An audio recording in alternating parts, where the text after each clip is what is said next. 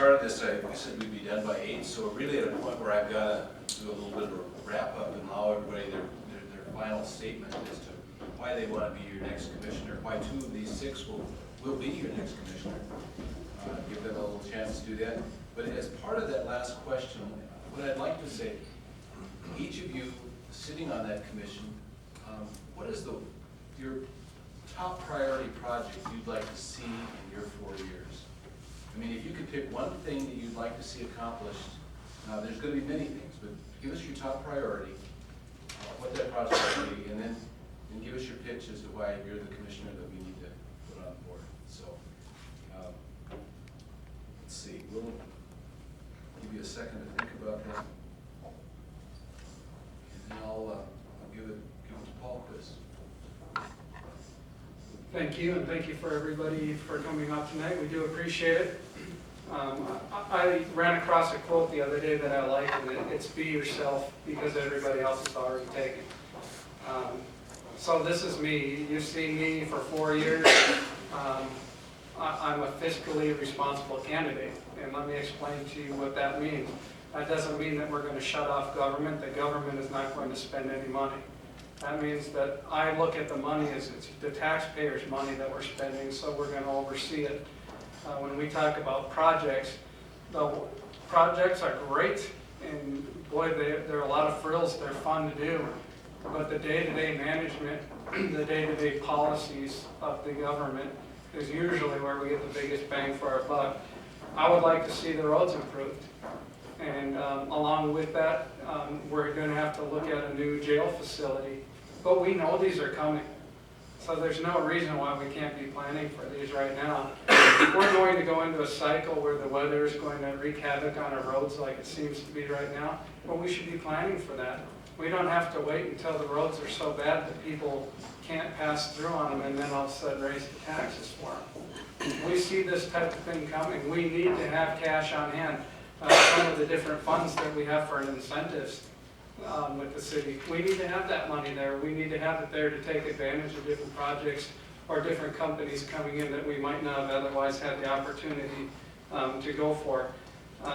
So I think one of the main things is, one, you're going to want to keep property taxes low.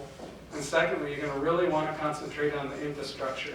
You wouldn't build on your house, put an addition on your house if it had a crack in the foundation. We are building very rapidly in Bismarck right now. People are coming into the community. We need to make sure that we're keeping up with that we're keeping that solid base, the infrastructure, the roads, the fire and police protection, and that's what's going to help us sustain this in the future. Too many smaller cities, when they're growing, they find out when they get there, oh man, we should have been taking care of these priorities all the way along. And now it's very expensive, and they look at big tax increases. So I think that's what we should concentrate on. It's going to be the infrastructure. There's a lot of issues coming up, like quiet rail. That'll be interesting. But that's what we need to focus on, our core responsibilities, government. Thank you, Paul. Brad, I'll give you the second bite on that apple. I want to thank everyone for coming out tonight and listening to us and understanding where we stand on the issues. This community is at a crossroads right now. We have an opportunity to either move forward and become a better community than we are today, or to stay where we are today. And there's a lot of issues facing us, and maintaining infrastructure, maintaining police, fire, all of that's important. I don't think you're going to hear any one of us say we need to cut somewhere when it comes to those issues.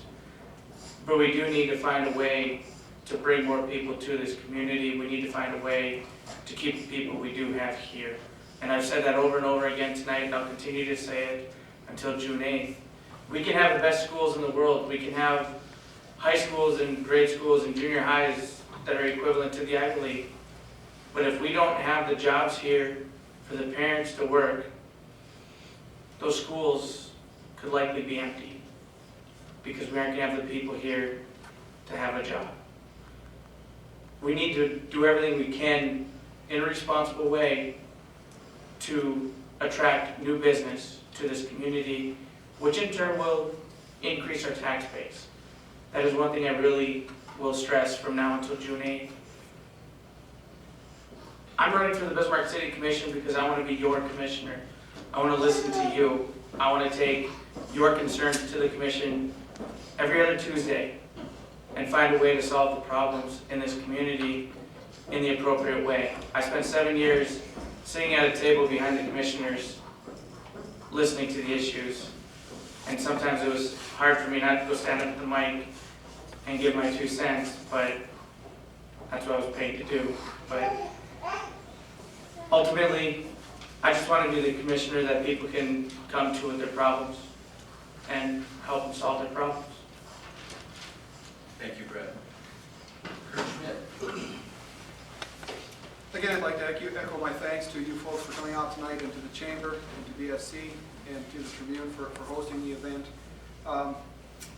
Biggest priorities, first of all, I need to reiterate that I am a fiscally responsible candidate, fiscal conservative.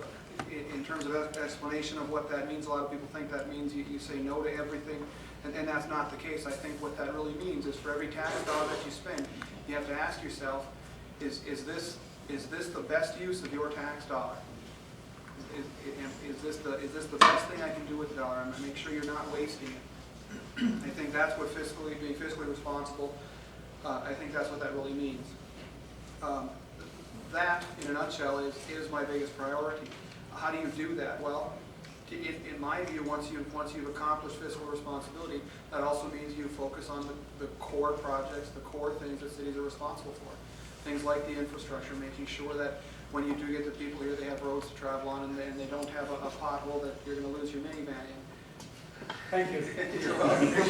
I might just vote for you. But I think we need to be responsible with your taxpayer dollars. Thank you, Kurt. Who wants to go with you, Jeff? Well, thanks again to Wally, and thanks again to the Chamber and the Tribune, and for all of you here. I'll answer the last part of the question first and give my closing statement. I think one of the things we didn't get a lot of chance to talk about tonight, and that hasn't been talked about a lot, but one of the things I think in the next 4 years I'd bring to the City Commission is trying to encourage through the BBM, the Morton, Burley, Bismarck, Mandan process that's already been started, more coordination.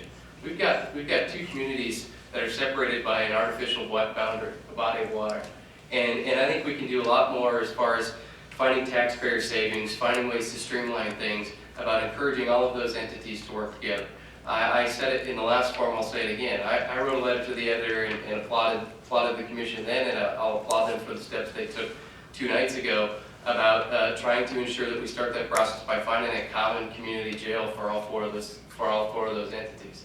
No one likes to spend taxpayer dollars on locking those away who need to be put away for doing those things, but it's an important piece to have in the community. And so finding a way that we can do that for the least cost possible, that's real savings. That's real cooperation and whatnot. And I think that's something that I'd lead the charge on that might be a little bit different than what you were thinking, Wally, but that's where I'm at. And I'm running for City Commission, and I've laid out 3 bullet points that I started with when I made my announcement, and I'll end with them on June 7th at 11:59 p.m. when I'm required to stop campaigning.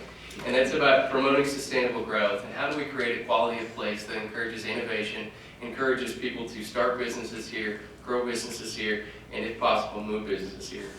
The second piece of that is providing high-quality public services, ensuring we get good, strong infrastructure, good roads, clean water, safe sanitation services, and making sure that we use our taxes prudently in ensuring those things. And last but not least, it's preserving our heritage. It's about ensuring we continue to be a safe place to live, where we have good police, fire, emergency protection, where we have strong neighborhoods where if you need a cup of sugar, you can walk next door and get a cup of sugar and you don't have to worry about it. And that's why I'm running for Bismarck City Commission. I hope I can earn your support on June 8th, and thanks. Thank you, Judge.